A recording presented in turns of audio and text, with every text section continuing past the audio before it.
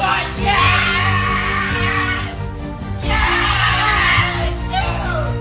Oh my god! Oh, yes! That's what I'm fucking talking about!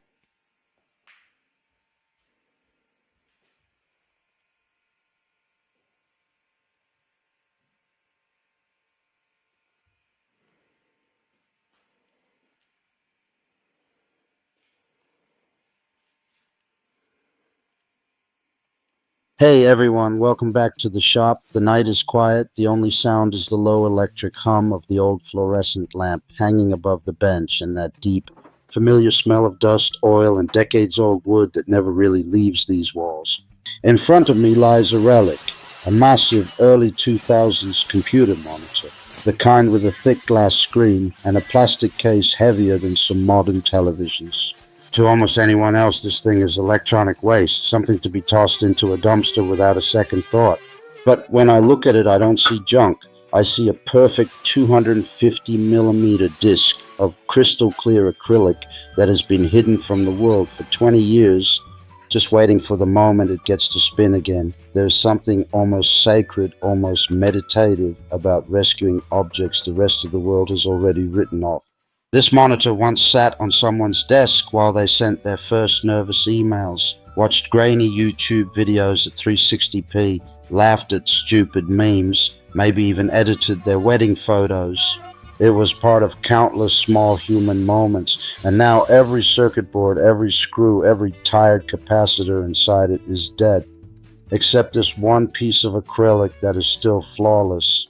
Tonight, that forgotten piece becomes the heart of a real workshop machine, a disc sander that will quietly, faithfully smooth wood long after both it and I are gone. We're not building this because I can't afford a factory-made sander. We're building it because only when you take trash in your hands, cut it, weld it, balance it, and finally hear it roar to life, do you truly understand what a tool actually is. A tool is not a product. A tool is a conversation between you, the material, and time itself.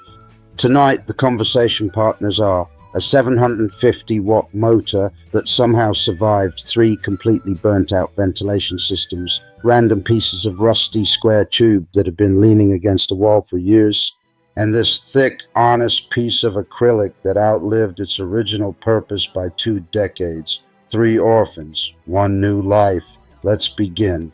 Disassembling an old monitor always feels like performing an autopsy on a small slice of history.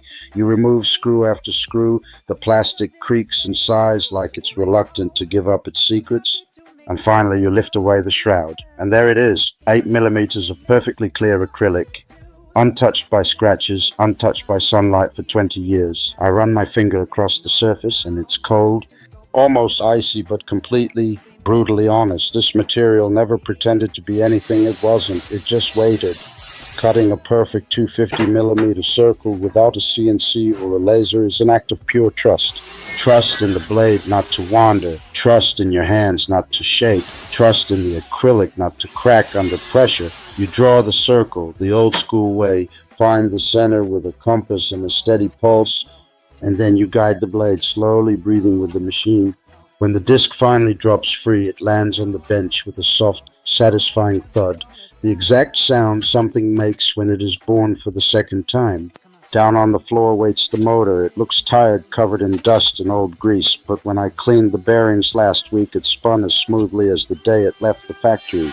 750 watts, 2800 RPM, raw, uncomplicated power. Enough to turn impatience into dust in seconds. I build the frame from 20 by 20 square tube that has been rusting peacefully behind the garage since who knows when. I cut, I weld, I grind, I paint everything matte black so the machine almost disappears into the shadows and only the spinning disc remains the star of the show. Every extra gram, every unnecessary bracket I leave out. The secret to any good homemade tool is ruthless minimalism. Include nothing that doesn't have a reason to exist. Less is never lazy when it's honest. The work table is made from another piece of acrylic, thinner this time, almost delicate, but still strong enough to take real punishment. I cut a precise slot so the disc can rise through it like the moon through clouds. Then I add the angle adjustment, a couple of slotted brackets, a wing nut, and suddenly it tilts smoothly from 0 to 50 degrees. Nothing here is over-engineered, nothing is fragile. It's crude, honest, and accurate to within half a degree, exactly what you need and not a single thing. Across the entire face of the big disc, I glue industrial-grade hook and loop. When the first sheet of 80 grit abrasive rips onto it, the sound is pure commitment, like tearing open a letter you already know will change everything. Under the table, I weld a simple 50mm dust port aimed directly at the point where wood meets grit. Later, when a shop vac is connected, the storm of sawdust will vanish before it even learns your name. Clean work is respectful work. The first power-up is always the moment of truth. The disc wakes slowly, finds its balance, then suddenly screams into full voice. For a split second, I'm afraid the acrylic will explode into 1,000 shards, but it doesn't. It just sings. I take a rough piece of oak that has been sitting in the corner since last winter and press it gently against the spinning surface.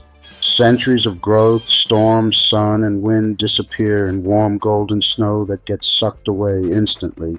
There is a deep, almost spiritual peace in that moment, watching time itself being erased while simultaneously creating something smooth, something new, something that will probably outlast me by another century.